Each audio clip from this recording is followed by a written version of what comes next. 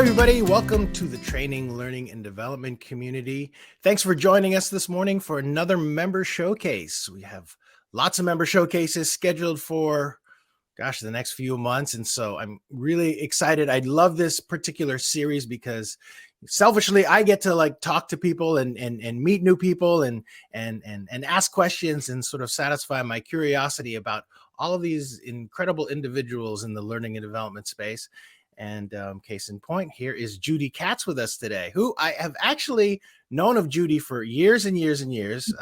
Judy, you probably don't know that, but I used to have to manage printing all the badges at the e-learning guild, and I used to watch all the groups of people that were walking around, and you were right there in kind of the middle of it, like one of the cool kids that would be cruising around with Aaron Silvers and that whole group way back when. So I'm glad that I actually have the opportunity to talk to you. Me too. I love this. I love this community that you have going on. This is, I think, especially in the last year, like the need for community and for people connecting to each other has been so great. And right. I have particularly enjoyed, being on the Slack and going to the community days and stuff like that. I think you're really doing something cool. Thanks. It was weird. I think it was the last conference, the last live event that we did.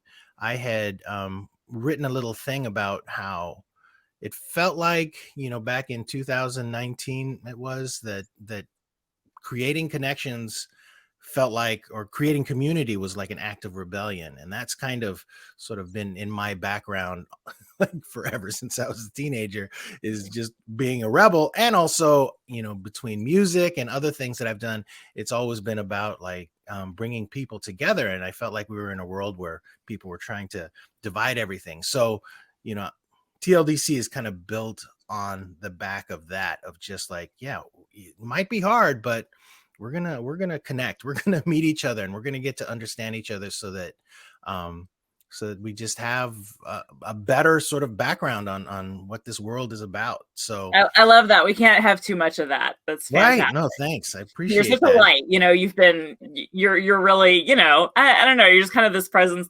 that's shepherding this community. It's pretty beautiful.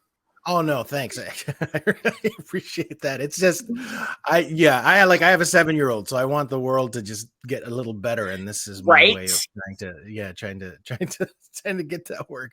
Well, anyway, so we're gonna get going with some of these questions. We got we've got about 30 minutes. Let's see, and we've got a few people in. We got Summer is in, and Katrina, Jody.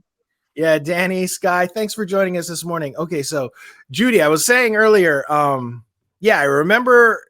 You went to e-learning guild events for quite a few years, and you're kind of in the crowd. You've been in a trainer and an instructional designer for quite a while. Was it 1997 or so that you started out? Yeah, I actually started in college. I thought I was going to grow up and be a teacher like my mom.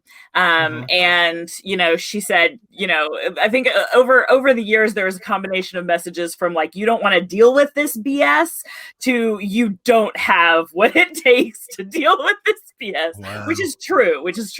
But I inherited a lot of teaching from her. So I started teaching test prep in college for the Princeton Review, and very, very quickly moved to developing materials as well and training teachers and stuff like that. So I really actually started as a workplace trainer in college, and I just kind of haven't quit since then. Wow. And so how about your journey to becoming an instructional designer? So you have this background, mom is a teacher. What was that like? I think it was really interesting kind of seeing the tremendous amount of work that goes into that, the tremendous amount of BS that public school teachers deal with. And, I've always liked helping people learn. I don't think there's anyone, maybe this is just me coming from my perspective, but I don't think there's anyone who doesn't consider that a rewarding thing, helping people. But the amount of stuff that goes with it that people put up with is pretty incredible. And I decided I preferred not to deal with that. But when my first job out of college, I'd already been in training for a few years. I started as software trainer. And I just didn't, I mean, I'm a pretty big extrovert, as you mentioned, but I did not have the amount of extrovert energy to be a trainer all day, every day. And I got into developing materials and realized that I also found a lot of reward in making stuff. And that's, that it's just kind of been that way since. I really enjoy teaching, when I have to do like a train the trainer or teaching it or presenting at conferences and things like that, presenting online, teaching online. But I find a lot more reward also in making stuff. So I'm able to have that balance and it works for me. That's great. That's awesome. So like, what kind of projects are you working on now? Well, right now I'm probably in one of my biggest career transitions because still doing a lot of instructional design. And that's still really, I don't think I ever will not do that. But I have always been very, very into the technology that we use. And all about sort of making sure that it works for us. Like you mentioned, going back to guild conferences, ATD conferences 10 years ago, when I started doing that, it was because I was talking about HTML5 and how we needed to start paying attention to this thing that was happening in the tech world that nobody in the learning industry seemed to be paying attention to. And, maybe our authoring tools could do a little better and kind of make sure that we aren't left with our, butts hanging out in the wind when everybody in our organization has iPhones and we're still trying to, give them flash courses. And so it was always kind of an advocacy thing, trying to push us forward so that we had better tools, trying to keep us educated about the technology. And so that's always been a big passion of mine. So right now, over the last couple of years, I found an opportunity that involves actually kind of getting in more directly in that side of the industry and picking up a project that has started at EduWorks under funding from ADL and turning it into a really kick-ass authoring tool that people can use to create learning experiences that are more powerful and more capable. And doing things like social learning, which, like, again, we all fell in love with, I think about 10 years ago, about that time. And just the tools just don't support it still to this day. And it's baffling. And so PeBL Pro would be the name of right. Hey, do me a favor, Judy, can you post the URL to PeBL Pro in the chat? Because I know I've gotten familiar to it just because you've had a couple booths at some of our community days and events like that. So you guys check out this tool. I didn't know. So it's funded by the ADL. Is that right? It was for the first couple of years, like creating the ideas, creating the spec, creating the code base for the interactions, because there are all kinds of really cool interactions that go into, or that are built in.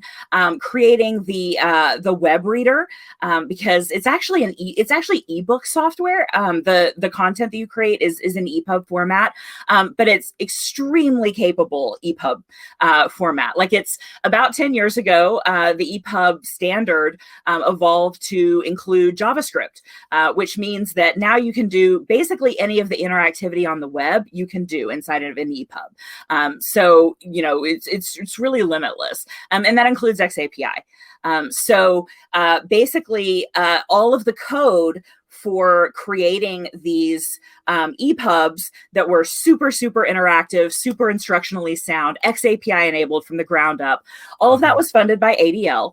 And then EduWorks, the company that I work for, took that and has built an authoring tool so that you don't actually have to code those things yourself. And so that's what I'm working on now. And so I'm an instructional designer still, and I'm also the product manager for PeBL Pro. And we're launching very, very soon. So it's a very exciting time. That's great. You guys, you guys check it out. It's PeBL.pro. Yep. Judy pasted it into the chat. So you're kind of on the geeky side a little bit, right? I mean, if you were doing sessions on HTML5 and you're running around with Aaron and that crew, which is all about like what did they call it before with Tin Can and right. And ADL, so kind of a little bit more on you familiar with coding and things? I mean, I'm a dangerous coder. I'm not a hardcore coder. I feel like I've kind of always been at that intersection between design and technology. And of course, the cognitive science part, like everything that we really need to know. But I lean that way a little bit more. But I certainly, mostly around that crowd, I just buy drinks, keep people talking. It's a cheap education. Yeah. No, but I enjoy it, and I like knowing about the technology, and don't do a lot of code myself, but I like knowing what it's capable of, because that side has really you need that side as well. And I think that the XAPI community has been very welcoming there, that they've included everybody from that perspective from the get-go, the people who are working directly in the code, and the people who are imagining what you're going to do with it, and trying to create better learning experiences with it. A passionate group for sure. Like XAPI wouldn't be where it is right now unless that group had really put everything into it, because they just kept going, they kept pushing it, and now it truly is like a standard. It's wonderful. Yeah. So another good community example, that's, I think that Aaron really knew the power of community early on. And knew that XAPI would get a lot further with community. Right. It was just surprising. I remember way back when, like I was saying, in the tin can days, where we were like, what is this thing that you guys are trying to do? Like, okay, well, yeah, we'll give you a free table, I guess, right. At events and stuff. And we just sort of watch and see, like, okay, well, looks like there's a lot of people showing up. Okay. And then all of a sudden there was kind of just this, the circle of folks that were all, that were kind of like the XAPI, people, with, of course, Aaron leading the way and just hugging everybody. And I was like, oh, this is nice. Like, they really established something. So it's pretty incredible. So, your favorite part of being an instructional designer, what do you like the most? Oh, is it just too cliche if I say helping people? I like helping people turn on that light bulb, because you never turn it on completely for somebody. And that, with e-learning design, we don't often get to see that. So it's not always that. Sometimes it's just seeing something made, and seeing the finished product. Anybody who likes to make gets a lot of reward out of that. So yeah, that's, and working with sticky notes. That's, I don't know. You gotta have a passion for that. Office supplies are key. I love it. Yeah. Keep some budget open for your office supplies. Always. Is there anything, so you've kind of been doing it, you've been a trainer for, like, gosh, it's like over a couple decades now, right? So yeah. Is there anything that before you had started, you wish you had known, like that now that you wish you had known when you'd started out? Wow. Great question. Did I not go through all the list of questions? I remember that one. Darn it, you caught me off guard. I really wish that that I had known how much fun it was going to be. Like, I had this love for teaching in college. I had an English degree. I remember, choosing or shortly after college, sort of picking instructional design from a list of like fields that were growing, because, I was concerned, my mom was concerned that I was going to die in a gutter with my English degree, clutching my English degree. So, but it never seemed like a really exciting thing to do. And I think making stuff has turned out to be incredibly exciting. The community has turned out to be super exciting. And, so I was a little, I just sort of thought of it as a way to make a living at the beginning. The training moments were exciting because I like, it's a performance. It's almost a performance kind of thing. Right. And coupled with helping people, but I wish I had known how much fun it was going to be and how much it was going to like take every part of my brain, with the technology, the creativity, the social, the whole away and make something part. It's just sort of taken everything, or it's Yeah. that sounded wrong. It's required every part of my brain to really get good at, and I never expected that. Yeah, I didn't realize how huge this space actually is and the different directions you can take, with any like specialties or what you're good at. You can actually take it a bunch of different directions. Yeah, So, absolutely. There are people who like focus on graphic design. There are people who focus a lot more on the technology. Kind of everybody has their little wheelhouse. It's nice. Yeah. Well, I want to talk a little bit about what we were discussing earlier, because I know it's something you're passionate about. In that header picture that you have on LinkedIn, I think you have it on Twitter too, maybe. Well, it's either the really professional one or the so whatever. But you were talking about how you and Trisha had that one had done that session at DevLearn, and it was a DEI session in 2018, and the photo actually has a standing room only sort of room with you guys guiding the session. Talk a little bit about that and just you guys putting that together. Why and is it part of, like I had this conversation a couple of weeks ago with Erica Zimmer, and she was introducing this concept to me called instructional design justice. And so like, is that something that, that you're actively pursuing now as well, or? Well, that's just a part of my life. Anybody who knows me or is friends with me on social media or anything knows that it's just part of who I am. And it's something that I've always felt a little bit weird about talking about in the professional sphere. And I think that generally, Basecamp notwithstanding, generally the trend is moving more toward where we can be open about these things and discuss these things at work. But it's taken some time to get there. And, for me, it's become something that I really can't ignore, wanting to make some change in the world in all areas of my life, and not say, this is just something for my off hours or something like that. In a sense, this started like in 2015 because Julie Dirksen was doing a series for Learning Solutions, and she asked me to write one of the articles, and it was about gender representation in e-learning. And it took a few years, but I eventually wanted to kind of move that more into, the conference space, write about it more, talk about it more. And I knew that Trisha was somebody who had a lot of thoughts along this line as well. So, we started talking about trying to do a conference presentation together. And it became something that we weren't necessarily, and also to approach this from more of an intersectional perspective, that, wasn't just about being a woman or representing women in e-learning, but about representing people of color. And then it just grew into this, we want to represent, everything. We want to talk about everyone and include all groups, and talk about, the importance of and the ways to represent everyone well.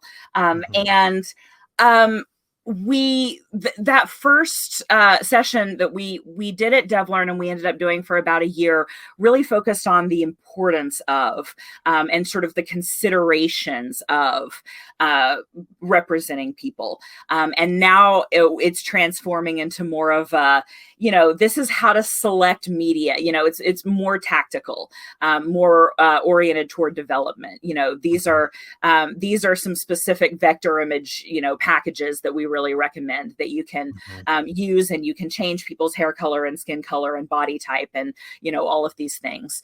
And so it's evolving. And in some ways, those kinds of things are easier to talk about because, talking about vector graphics is just in a different plane than talking about race relations. Right.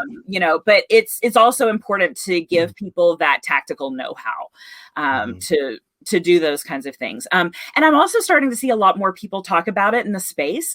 And I think that's due to a lot of reasons, and that's fantastic. And more people who are actually representative of the groups that they're talking about.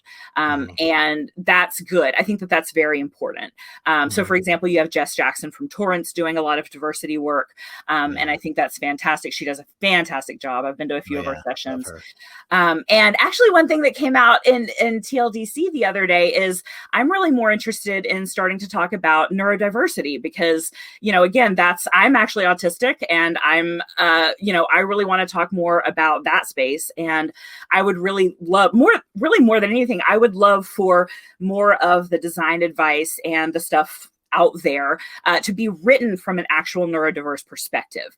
And a lot of it is not. And so that's probably, that's something that I'm really looking to move more into that space as well. Yeah, well, then we should talk because I'm definitely interested. I just realized that I just had a really huge knowledge gap when it came to neurodiversity, and I would love to explore that a lot more and just be able to offer it to people because I think it's important to do that, right? So that maybe that's something we should do. I'll hit you up after, and maybe we can plan something. I'm going to read off a few of the comments in here that I like. Joni was saying she loved your Twitter post on this and the picture you used to emphasize the importance of what pictures you use. I'm going to have to check that out. I love that. Was that Twitter or I posted something on LinkedIn also recently on this space, and it ended up being a little controversial. Sometimes the audiences are really welcoming, like that first DevLearn audience, and every conference audience has been fantastic. But you were mentioning Aaron was in there. That's because he and a bunch of our friends came to potentially bounce the haters. Like literally, we were petrified before this presentation. Wow. We had never seen anybody do anything like this. We kind of couldn't believe we were doing it. And conferences have not been like that at all. Social media, on the other hand, is still, everybody can come in. They let everybody in. Anyway, I don't know if it was Twitter or LinkedIn, but there was a LinkedIn one recently that got some hate, and it was really interesting. But anyway, go ahead. You're reading. Yeah, and Taruna was saying, I appreciate building the bridges between the idea of inclusivity to practical real-life application of strategies and approaches, including media selection. Yeah. And I totally agree with that. Jessica and Megan, when they had done that presentation, I loved it. I just was so I just hadn't ever considered that type of thing before, and so it was a really great learning experience for me. So there's something that is unique to you that I'd just like to cover a little bit. You were talking about how you got into the conference thing, kind of as an escape. But like, what was sort of the thought process behind that? Like when you started going to events, was that just an active decision? I need to start going to conferences, or like how did that work? Well, I'll tell everybody. I told Luis right before in the green room that I started going to conferences because I was the new mother of twins and I had to get out of the house somehow. But which is kind of true. Well, it turned out to be a good escape. I'll say that. It turned out to be, a good way to get out and be among my people, not just escape, but like be among adults and professionals in my field. But before that, honestly, it started with Learn Chat, and I would be shocked if you didn't see a lot of stories that start that way. I got into, I was just becoming more of, I had been an instructional designer for a few years. I was starting to feel more like I knew my stuff.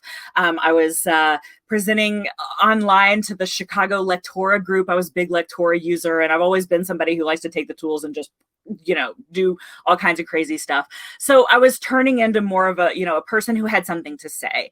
And so I started being on Learn Chat, and I pitched an article on HTML5 to Bill Brandon, and wrote that article. And that again was an absolutely petrifying moment in my career, being a woman on the internet talking about technology. And particularly, this is a little bit, I don't know why now looking back on it, but HTML5 was a little bit of a controversial thing at the time. And I have never spent so much time making sure that I absolutely knew what I was talking about, and everything than writing that article. So we all know an article on learning solutions is going to turn into eventually conference presentation. So, kind of started doing that. And I think probably in early learning solutions and tech knowledge were some of the earlier things in there. And MLearnCon, Jason Bickle's old, yeah. Oh, wait, MLearnCon. Well, MLearnCon was a guild event. Well, but Jason Bickle did eLearning DevCon, that group. Right.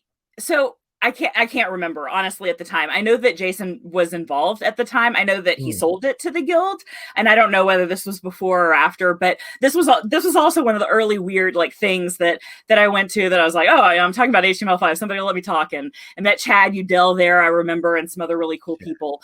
And because of course he was always big in mobile learning, and so things just happened from there.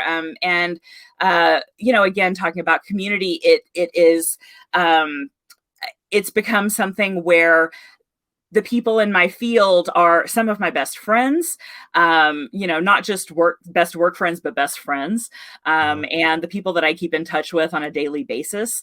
And it's really amazing. Or, have maker nights with, or movie nights to get through this pandemic, and as substitute for us not being able to go out and party and drink and have deep conversations, thought leaderish conversations about learning, everything like that. So the community aspect of this industry has been just nothing short of fantastic. So just to wrap it up, the conference experience has been a big positive for you. Absolutely. Yeah. So you recommend it to like anybody that's coming into the industry or into this space, new instructional designers, try to head to events and do that. Yeah, I think so. And I think it's really easy to see, people who party and do karaoke and whatever and say, well, that's not necessarily my style, but that's not the whole thing. Those are just the pictures that get shared. And those are the, the things that people tweet about. And those are the things that people notice because everybody's, kind of having that kind of time. But I think that it can also be, whatever you want it to be. You can, through social media or through meetups or whatever, you can find somebody who just wants to sit in a dark corner and talk about XAPI or whatever. And that's, I want to emphasize that I recommend it to everybody, because there are all sorts of experiences that you can have with it. You don't have to try to take in everything. In fact, you shouldn't. But make it what you want, and you'll get a lot out of it. Totally agree. I mean, really, a lot of like why I designed and built these member showcases was a very early learning solutions experience. For me, it was just sitting down with a couple of strangers at a table in Orlando and having lunch with them. And I was just totally fascinated about their stories, like of why they were there, how they got there, and the things they were talking about. And then after that experience, and this would have been like in 2005, 2006, I kept on wanting to do that. I would actively go out and try to just find people that I didn't know and ask them about their career and why they were at the conference. And no matter what, it was just always just incredible stories, just really interesting things. I mean, maybe they weren't incredible to most people, but to me they were, because it was just like, wow, and now you're here and you're having this experience at this event. And I loved hearing about it. And I always took that with me back to the guild and would explain like, okay, this is who I met and this is why we need to do these things. These are important things. And really that's one of the reasons why I started building TLDC. So it's, I totally agree that conference thing is important. So how do you stay on top of your professional development other than conferences? I do a lot of reading. I hardly ever read books anymore, ironically, because I work on EPUB stuff, but like, I hardly ever read books anymore, but I read a lot of articles. And I still always try new tools. I've always just had a passion for software and trying new things. And I learn a lot through, I don't like how they're doing it. I want to do something different, or, I think this should be different. I still do try to read books when, in this field. It's kind of hard to carve out the time, but currently I am reading Clark's latest. It's right here. which actually is very small and manageable, and very, it's just very just relevant. And, for anybody who needs to kind of brush up on some of the science, I think we can never get too much of that. So this one's fantastic. He actually also made a PeBL. It's on our public bookshelf. And so if you want to just check out the first chapter in ebook form, you can do that as well. So wait, we're talking about Clark Quinn, right? Just so that everybody in the audience knows. I'm sorry. Dr. Clark Quinn is the author of this book, Learning Science for Instructional Designers. Yeah. Clark's a great guy. Yep. Nice. That's awesome. Now I do have one sort of an interesting question here from Johnny. How do you feel about using AI for voiceover when you are developing a training course? I don't like it. I really like that. And this is personal preference. I can't say that this is backed up with science. I don't know about that at this point, but I prefer an authentic voice. And this is one of the reasons I have always tried when I was an internal instructional designer. I always tried to use a trainer, somebody who actually trains that content, because often doing e-learning, you're kind of coming from, you're converting an instructor-led training course, or you have a training staff there that, can talk about this. I think that there are challenges to it, but I think it connects better with the learners. And like I said, I've never studied whether there's a better retention or whatever. I suspect there is, but I think that it makes things more human. So I am not a fan yet. When it feels more human, I will be. I'm not a Luddite, but and I certainly would love to realize the efficiencies of it. I actually, yesterday I was recording a conversation with Julie Dirksen, and one of the things that we're doing for PeBL is when we release videos, they're all going to be closed captioned. We have a big commitment to accessibility. And so I was like, okay, I'm relearning Camtasia, and I've got to, closed captioning is such a pain. We're going to remember doing this for hours and hours. No, I did the video. I edited the video. I exported just the audio. I uploaded it to Otter AI. It had an almost perfect transcription in moments. And then I just exported that SRT right back into Camtasia. Like the closed captions were done like that. So I'm not anti-technology. I'm certainly not anti-AI. My company does a lot of it. But there are some times when humans are still better. And I think that that's one of them. Oh, yes. Great. Shout out to Kristen Hayden Safdie, by the way. Speaking of other wonderful people in this community, she's recommended that to me and a couple of times, because I always have to go back and say, hey, what was that thing? But I finally really tried it, and it's amazing. So yeah. I haven't talked to Kristen in a long time. I miss her. So talking about community, talking about conferences, just kind of we'll get to wrapping things up. But is there anyone that has been particularly influential in your career? Yes, there have been a lot of people. And I think that this is going to embarrass him, but Aaron Silvers, as you mentioned, when we were doing that conference presentation and we were scared, he was right there on the front row showing his support. And he has been like that throughout my whole career. When I first showed up at my first conference, I knew people because of LearnChat. And that allowed me to have an entirely different experience. So I knew him, I knew Jane Bozarth, getting to know Julie Dirksen, people like that, have been super, super influential.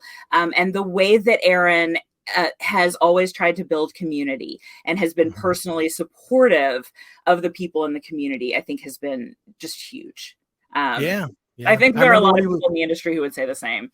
Yeah, and he had even built that event. I think, what was it called? It's Up to Us. Up to All of Us. Yeah, I was Up to All of Us, or yes. And that was a fantastic event. Yeah. No, that's awesome. Okay, I'm going to go ahead and just start wrapping it up. One last question. If you weren't like an L&D professional, what do you think you'd be? I had to think about this question a long time. He sends the questions out in advance, just so y'all know. And this was the only one that I actually had to think about. And because I was like, God, at this point, I don't even know, like a dog walker. If I had to go back and do everything differently, I would be some kind of scientist. Like I can definitely look back and recognize that there were certain things that it was either discouraged from, certainly not by my parents, but by society, was discouraged from being a girl, that I really had a passion for. And so a doctor or a scientist, I think I would have done really well, and always did well in those topics in school. So now I don't even know enough about like the field of science as a profession to tell you what kind of scientist I might be. But I could really see myself going into, like some kind of working with chemicals type of thing. So yeah, so I'll go with scientist. Great. Yeah. That is awesome. Hey, Judy, thanks so much for doing this today. I really appreciate your time and for sharing with us. I'm really looking forward to getting this one out there. I don't know. I saw a question from Quetzal in here. What was it? Oh, okay. Quetzal was asking dog or cats person. And Quetzal, dog. I have a dog right here, and this is the first thing I've done this morning, so we haven't actually even been outside yet, and he's letting me know. But yeah, dog. I'll post a picture at some point. He's very hilarious. And I really would like to talk to you again about the neurodiverse topic, and maybe we can put something like that together. That would be a really huge benefit to the community and just outside the community as well. I'd love to be able to bring that in because it's a conversation that would be wonderful to have. So I'll hit you up separately on that one. Thank you, everyone. I can't believe so many people showed up this morning. Thank you very much for your questions and everything. And thank you, Luis. Absolutely. All right, everybody. Friday, we've got Debbie Richards coming in. So I'm sure we'll be talking about some virtual reality, augmented reality. It's another showcase. And then we have more next week. So thanks again, Judy. Everybody, have a great rest of your week, and we'll see you next time. Thank you. Bye, everyone. Bye.